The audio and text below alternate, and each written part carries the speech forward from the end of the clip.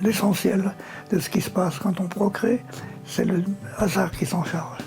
Et le hasard a pour expression, si je puis dire, a pour expression des probabilités.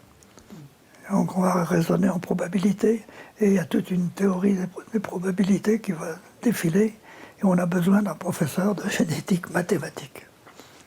J'ai répondu dans un petit bouquin qui s'appelle « Mon enfance », et dans lequel j'essaie d'expliquer comment j'ai pris des bifurcations au cours de ma vie.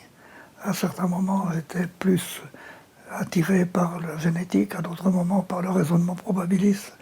Mais finalement, il faut accepter, et chacun peut l'accepter pour soi-même, accepter d'être polyvalent. Je me définis un peu en répondant mal à Socrate qui disait « connais-toi toi-même ». Je réponds « c'est pas possible, je n'ai pas à me connaître moi-même ». Je suis, c'est une des formules que j'aime bien, ce que je suis, ce sont les liens que je tisse. Par conséquent, j'ai besoin de tisser des liens avec d'autres. Et ce besoin s'exprime en particulier sous la forme des interventions, des manifs, comme on dit. J'ai été happé par des petits groupes qui voulaient aider des familles qui n'ont pas de logement, qui n'ont pas la parole, tous les sans-voix. Et du moment que moi je suis bien logé, que moi je suis, etc., je n'ai pas de raison d'oublier ceux qui, eux, n'ont pas la voix. Alors, c'est une espèce d'obligation qu'ont ceux qui ont la parole de l'utiliser au mieux pour ceux qui ne l'ont pas. Qu'est-ce que je suis? Je suis un objet. Je suis fait avec les mêmes molécules qui fabriquent des protéines, qui fabriquent ceci et cela, qui fabriquent des cailloux. Je suis un caillou, mais je ne suis pas que cela. Je suis parmi les cailloux celui qui est le plus vivant en tant qu'être humain. Par conséquent, tout en moi va être modifié par la présence de possibilités de créer des événements qu'on appelle la vie. Et puis parmi ces vivants, il y a ceux qui sont un peu passifs et ceux qui sont actifs. Je fais partie des actifs. Et puis je peux, comme ceci, emboîter des poupées russes que je représente, les poupées russes les unes après les autres, en faisant comprendre que je suis une multitude. Je ne suis pas un être, je suis plusieurs êtres, comme tout le monde. On doit remettre en cause ce qu'on nous inculte, c'est sûr. Ce qui compte, c'est ce que j'aurais fait de ce que la nature m'a donné. Mais pas seulement la nature. Dans la nature, il y a un morceau essentiel qu'il ne faut pas oublier, c'est les autres. Et le thème que j'ai essayé de développer hier soir, c'était, comment peut-on le dire, c'était une paraphrase de la phrase de Shakespeare, « to be or not to be ». Il s'agit d'être plus que soi-même. Je pense que Shakespeare me pardonnera, mais je ne dis pas du mal de Shakespeare.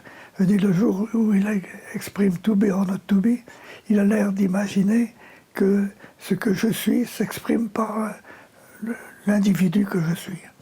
Or, ce que je suis, c'est une multitude d'individus qui s'expriment peu à peu, qui se construisent, même mieux que s'exprimer, qui se construisent les uns les autres.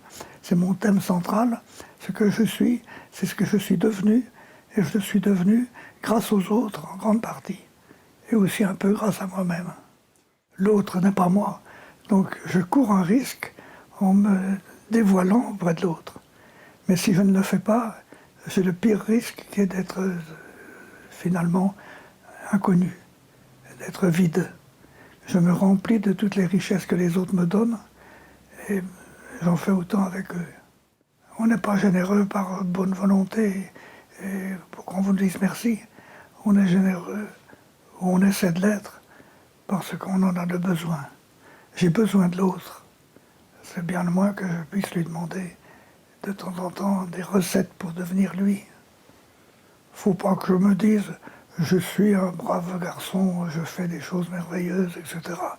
Tout est anéanti par ça. Ce qu'il faut, c'est que je me dise que je fasse comprendre à d'autres que j'ai la chance d'être avec l'autre, surtout quand il m'ennuie, surtout quand il n'est pas d'accord avec moi.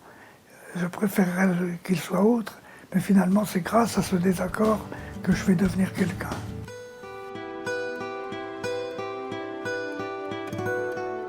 J'ai toutes sortes de qualités, alors je peux dire je suis bon en ceci, mauvais en cela, etc. Mais finalement je tourne autour de moi-même sans dire qui je suis. Et une dame dans l'assistance est intervenue pour dire « mais vous n'avez pas prononcé le mot amour ». Et j'ai répondu oui, « j'obéis à mes parents qui m'ont dit quand j'étais petit qu'il ne fallait jamais dire de gros mots ». Et amour est un gros mot, un mot au fond qu'on ne peut pas définir.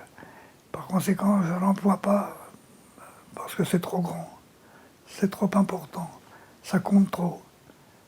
Donc c'est pas par oubli, c'est au contraire par déférence, par pudeur aussi. Il faut de temps en temps être sans défense. Les grands événements de la vie sont ceux au cours desquels on était sans défense. Il faut accepter ce risque. Finalement, on y gagne, puisqu'on a accès aux richesses de l'autre.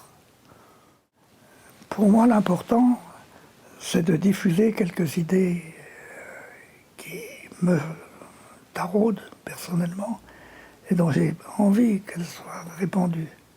Par conséquent, c'est toujours un besoin, c'est pas une récompense que je viens chercher, c'est satisfaire un besoin, le besoin de diffuser auprès des autres ce que je crois être vrai. Et finalement, c'est moi qui y gagne. J'ai été envahi, je dirais, par tous les gens qui sont venus vers moi. J'ai signé des bouquins. J'ai pas eu le temps d'être en profondeur, proche de tous ces gens. Le fait qu'ils soient nombreux prouve qu'il y a un besoin.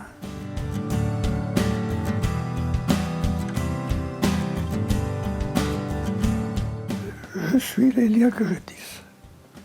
C'est ça. Je suis profondément dans mon être.